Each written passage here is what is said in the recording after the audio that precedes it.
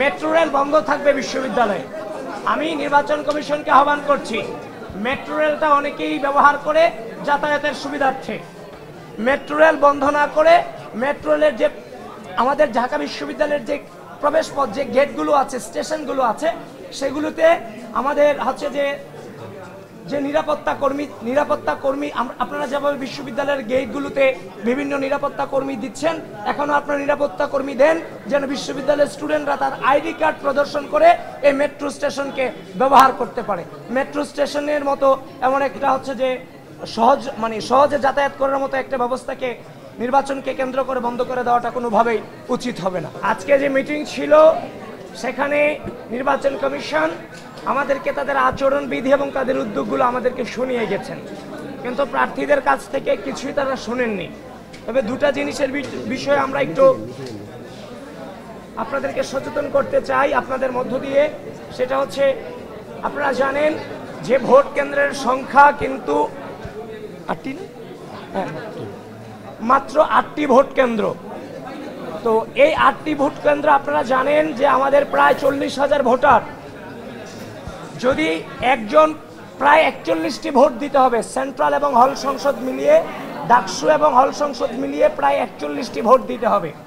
41টি vote দিতে গিয়ে প্রায় 7 থেকে 8 মিনিট সময় লাগবে। তো 1 ঘন্টায় একটা বুথে 40 থেকে 50টি ভোট সম্ভবত দেয়া যেতে পারে। তো এভাবে যদি 20টি বুথ থাকে তাহলে 1100-1200 ভোট কাস্ট হওয়ার সম্ভাবনা আছে। সুতরাং বর্তমান যে প্রেক্ষাপট, এই প্রেক্ষাপটে এই 8টি ভোট কেন্দ্রের মধ্য দিয়ে কোনোভাবে 40,000 স্টুডেন্টের ভোট কাস্টিং কোনোভাবেই সম্ভব নয়। যদি ভোট কেন্দ্র না বাড়ানো হয় তাহলে 2019 সালে ডাকসু নির্বাচনে যেমনভাবে অনাবাসিক স্টুডেন্টরা বাইরে এসে দাঁড়িয়েছিল, ফেক লাইন তৈরি করা হয়েছিল, ভিতরে ছাত্রলীগ দাঁড়িয়েছিল, বাহিরে অনাবাসিক স্টুডেন্টরা দাঁড়িয়েছিল, পরবর্তীতে ঢুকতে পারেনি।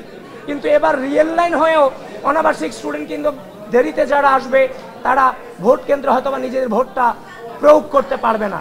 এজন্য বিশ্ববিদ্যালয় প্রশাসন, নির্বাচন কমিশনকে আমি আহ্বান করছি,